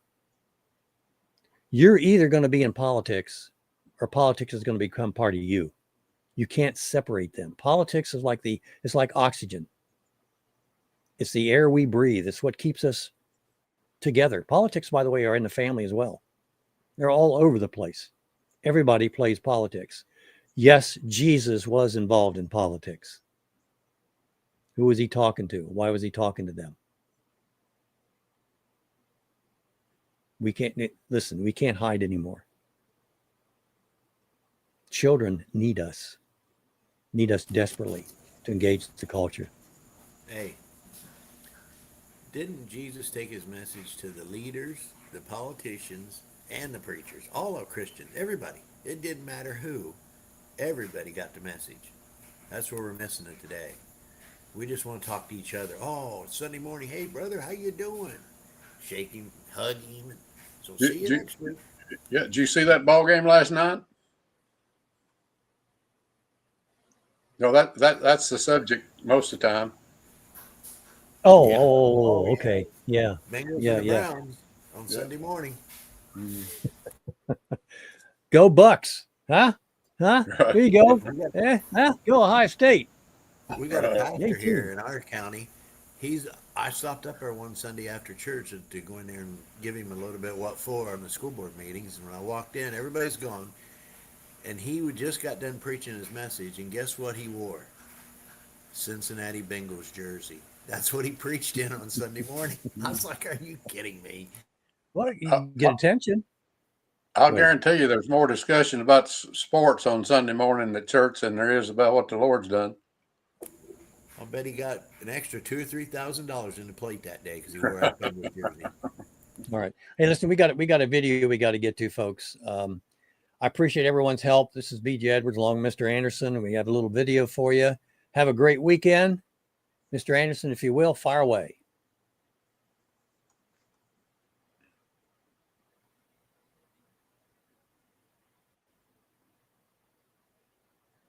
I think.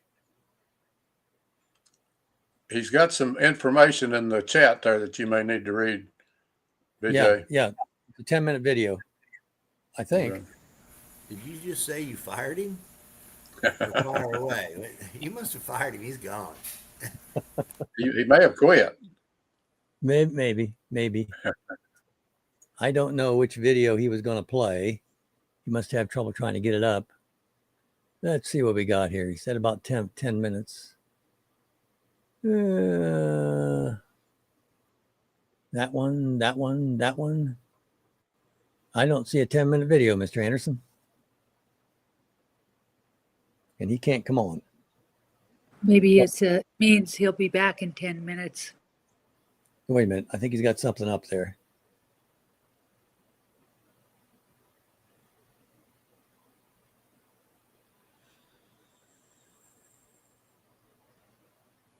Love technology, folks. Just love it.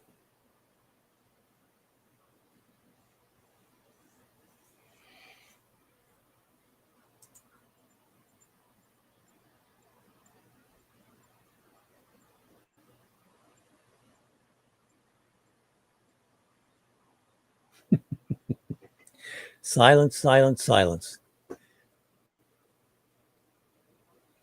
don't know whether you get that thing.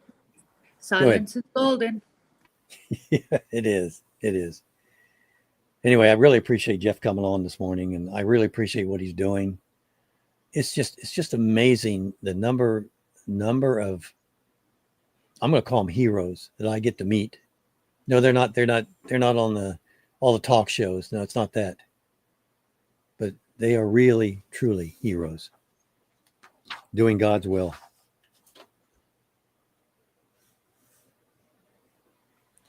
Mr. Anderson, I don't think you can get that running, sir.